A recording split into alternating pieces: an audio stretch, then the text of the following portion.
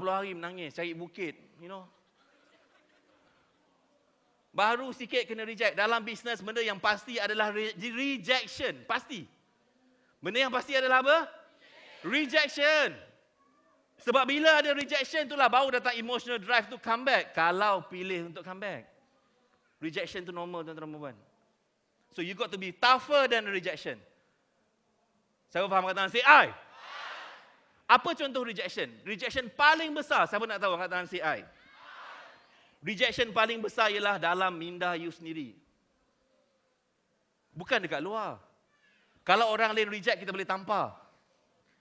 Kalau jiran kita reject, kita boleh bakar rumah dia. Contohlah, jangan buat. Kalau orang kawan-kawan cakap, kita boleh, kalau Facebook dia komen jahat, kita boleh remove, ban, report dia, betul? Itu semua you boleh buat kat luar. Masalah paling besar kalau rejection tu datang daripada dalam diri kita sendiri. Bila kita sendiri yang cakap tak boleh, like it's almost the end of the world. Almost. Bila sendiri kata susah, bila sendiri kata payah. Bila mind kita pilih untuk bukan pilih the high energy, kita pilih the low energy. That's why dalam kelas saya selalu mengajar satu teknik namanya okay, kalau saya ajar teknik ini tak tahulah you boleh faham, tak boleh faham, saya cuba. Kadang-kadang saya beri contoh, you nak angkat tangan. Ada setengah orang tak nak angkat, bukan pasal apa, dia kata kenapa nak angkat? Contoh. Dia akan reasoning. Apa aku dapat kalau aku angkat? Penatlah tangan aku. All the excuses. Sebab apa? Sebab life dia dah penuh dengan encoded excuses. Kalau you boleh angkat tangan dengan pantas, I call this phrase. How you do anything is how you do everything. Kalau kita angkat tangan ni, kalau kita tengah belajar, you nak belajar daripada somebody else yang ada knowledge, ada experience, you tak boleh bagi the best, you rasa you terima the best? Belum tentu. Saya faham kataan CI? So, ada yang tak boleh angkat tangan sebab apa? Dalam ni, rejection dia. Bukan pasal orang lain. Dalam ni, ada halangan dia. Bukan dia tak nak belajar. That something is there yang holding them back. Alright, saya bagi contoh. Saya invite all of you untuk experience dia. Cuba berdiri. Okay. Alright, so you tengok. Bila saya kata cuba berdiri, ada orang berdiri dengan pantas. Ada orang, dia tengok keliling. Ada orang tak berdiri lagi. Sebab dia tengah kaji, kenapa nak kena berdiri? Ini semualah yang membezakan kenapa ada orang berjaya dengan cepat, ada orang tidak. Rejection yang ada dekat dalam mind dia. Dia tak cukup tough dengan diri dia sendiri. That's where dia akan tersangkut dengan masalah alasan. Suka bertangguh. Sebab apa? Dia tak boleh tough dengan diri dia sendiri. Contoh, dia tahu benda ni kena buat hari ni. Tapi dalam diri dia kata apa? Lalu. Cuba dia be tough dengan diri sendiri. Sekarang juga kena buat. Bangun! Cakap dengan diri sendiri. Anda mungkin nampak ni macam, tak ada macam tu. Ya, anda tak nampak dia di luar. Di dalam sebenarnya macam tu. Setuju? Kadang-kadang kita bergaduh. Nak pergi, tak nak. Nak pergi, tak nak. Nak pergi, tak nak. Tak payahlah. Betul? Dan orang yang boleh sampai sesi pagi ni, saya nak cakap dengan you, mana you boleh atasi one of your rejection. Seriously, bukan senang. Bukan senang nak buat keputusan bangun pagi ni, nak datang hari ni. Nak lalu LRT. Ada yang tunggu kawan tak sampai. Mangkuk. Contoh. Orang Melaka. Bunyi dia macam tu. Rejection. So be tough with yourself. Be tough. You yang boleh control mind you. Tak ada orang lain.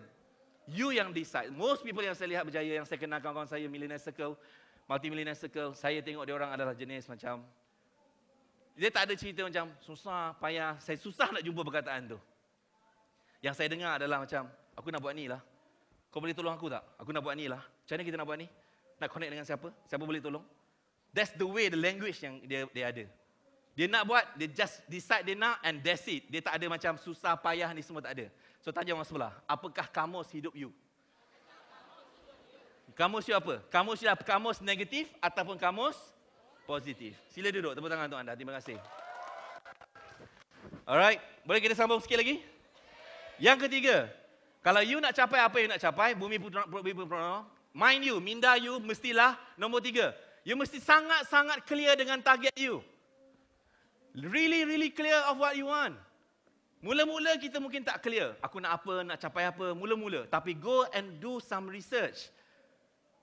This week, a lot of things yang saya have fun dengan diri saya sebab saya ada time sikit. So, Saya start browse through. Saya buat collection of my billionaires, we call it bucket. Dreams bucket. Apa yang saya nak buat dengan bila saya capai my billions. My 10.6 billion US dollar punya direction insyaAllah 2021. Dengan semua benda yang saya tengah create sekarang ni. Of course kalau saya ada multi-millionaire, billionaire yang nak together build the thing that I'm building now, that's much better. I'm building a huge global platform. Something yang like my inspiration adalah Alibaba. So I'm building one academy called Alibaba Academy. Which untuk platform untuk usahawan seluruh dunia. Sesiapa nak bina usahawan, dia boleh belajar free. You know, it's one of the thing I'm doing. Macam mana kita nak buat duit, nanti saya figure out. Sebab saya tengok Khan Academy, they can build that. You know, Alibaba.com build free platform. Of course, dia ada benda yang bayar. But then banyak benda adalah free listing, mudah free listing. So I want to build something, those kind of things. Yang saya nampak the direction of the whole global entrepreneurship, which I go through kejap lagi, had a few more things. Boleh? So, nombor 3, kita mesti ada clear. Tak dengar? Clear target, matlamat yang cukup jelas. You nak apa? Siapa tak tahu apa dia nak lagi setahun daripada sekarang? Turun tangan. Terima kasih. Yang keempat adalah leverage on technology. Kalau you adalah nak build jadi usahawan hari ini, cara paling cepat, gunakan teknologi. Jangan buang masa buka kedai kalau belum ada kedai. Kalau yang dah ada kedai, jangan tutup pula. Kalau tak ada kedai, one of my student, Ida Hassan, tuan-tuan, dia buat 1 juta sebulan pakai Facebook duduk rumah kat Johor. Kat rumah, 1 juta sebulan. Laki dia suruh berhenti. Saya bayar gaji abang, siap EPF, siap sok-sok. 1 million a month. Duduk rumah, tak payah kedai. Kedai dia apa? Facebook. Mula-mula dia start pakai produk orang lain. Supaya tak payah kos yang tinggi. Tak payah risau nak buka kilang. Promote produk orang lain dulu. Belajar marketing and sales dulu. Saya faham kata CI. Thank you. Gunakan teknologi. Tak kerti pergi belajar. Follow Facebook saya. Azizan Osman page. Ada 500,000 follower. Ada yang banyak tipu punya. Jangan follow. Follow. You tengok macam mana saya buat posting, macam mana saya share. Itu semua adalah cara macam mana nak engage dengan orang lain. Saya faham perkataan say I. Yang kelima, build. Bila you nak tengok business you naik lepas ni, kalau you nak baru nak start, kalau you nak tengok dia naik dengan cepat, banner A team. Build A team. Apa itu A team? Dia tak ada B team. A-team tu maksudnya cari orang yang terbaik ataupun yang hampir baik dalam that area. Jack Ma cakap apa? Bila you cari staff, jangan cari yang belajar tinggi, dia kata. Tu bukan nombor 1. Jangan tengok dia punya CGPA sangat. Diploma, degree, bukan, dia kata. You nak tengok apa? You nak tengok orang yang gila. Bukan gila, gila-gila. Yang bila kita interview dia gila-gila, dia adalah excited. Seronok dengan apa yang dia akan buat. Dia nak belajar, excited. Orang macam tu boleh sustain, tuan-tuan dan puan. Siapa pernah tengok staff yang setiap hari kita kena tiup dia? Bangkitlah. Siapa rasa penat? Angkat tangan say I. Sebab kita yang bodoh. Dan kita marah dia. Bodohlah staff. Tak, staff tu tak bodoh. Kita yang bodoh sebab ambil dia jadi staff. Bodoh tu maksudnya tak ada ilmu. Bukan bodoh tu you bodoh. Tak ada ilmu. Bukan pasal you minum susu lembu ke apa, tak ada kena-mena. Okey. Yang keenam. Hello, so far semua orang hidup lagi? Cuba tunjukkan yang you hidup lagi. Cuba tepuk tangan saya dengar. Cakap orang sebelah, tahniah hidup lagi. Kalau dia meninggal, kita baca Yasin. Nombor 6. Yang keenam, dalam bisnes, timing is everything. Timing is everything. Timing sangat penting. Maksud timing ni adalah bukannya timing kita tunggu. Maksud timing ni adalah jangan buang masa. You got to be fast. You know, you see things, you get it like, okay, that's it, start. Jangan buat besar, start kecil-kecil. Start dulu. And then slowly you build it. Unless you memang dah ada business yang dah siap, itu different story. Ramai orang Bumi Putra baru nak start. Start sekarang. Kalau you fail, biar fail sekarang. Sebab nanti kalau you tak fail, bosan lah. Lagi 5 tahun orang tanya, you berjaya macam mana? Ada pernah gagal? Oh, saya tak pernah gagal. Semua okey je. Ada. Bosannya profil you. Cakap orang sebelah, bosan gila. Semua yang berjaya dia akan ada cerita gagal dia. Gagal dia, kena tipu dia, bangang dia, mesti ada. Saya pun ada cerita. Kalau cerita ni 2 jam tak cukup, tak payah cerita. Okay, so timing is everything. Nombor 7. Bila you nak build business, mentality you mesti faham tentang finance dan turnover. Mesti faham tentang finance dan turnover. Jangan ingat, oh aku buat berniaga, yang penting aku tahu duit masuk. Duit tu diuruskan macam mana, duit keluar macam mana, tak nak tahu. Memang selamat air raya lepas tu. Finance and turnover. Build the mentality. I am a business person, I want to know, I must know marketing, but I must understand turnover and finance as well. Bukan kata nak jadi accountant, tak, tapi kena faham. Siapa faham perkataan CI? Next, nombor 8. Okay, nombor 8. Saya ada 10 poin yang saya nak share dengan anda. So, ini yang ke-8. Yang ke-8 adalah tenacity. Tenacity. Apa itu tenacity? Persistent. Maksudnya ialah kalau nak sesuatu, nak juga. Cakap orang sebelah, nak juga. Tolong delete perkataan orang kata, tak boleh lah, ini susah. No. Usahawan yang berjaya, kita tak tahu perkataan susah. Tahulah, tapi kita macam buat bodoh je. Kita jumpa orang, katalah nanti kejap lagi ada agensi, cerita nak mohon loan apa semua. Kalau kita pergi jumpa ke pegawai, katalah dia kata, oh berniaga awak ni susah dapat loan. Nak juga! Bagi tahu saya macam mana saya boleh dapat, bukan bagi tahu saya tak boleh dapat.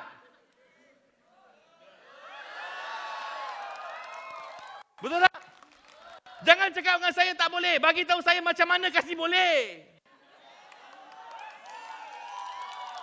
Itu maksud tenacity. You nak juga. Macam juga nak minang orang. Sama. Kalau kita minang, dulu tak belajar ni, lepas tu silap. Tapi tak apa, rezeki, jodoh saya lebih bagus. Kan? Lepas dah jadi leader tu dia lebih berbeza lah kan. Kalau dulu aku faham ni memang masak mak mertua tu. Saya tak suka awak sebab ni. Tak kira, nak juga. Tak apa. Okay.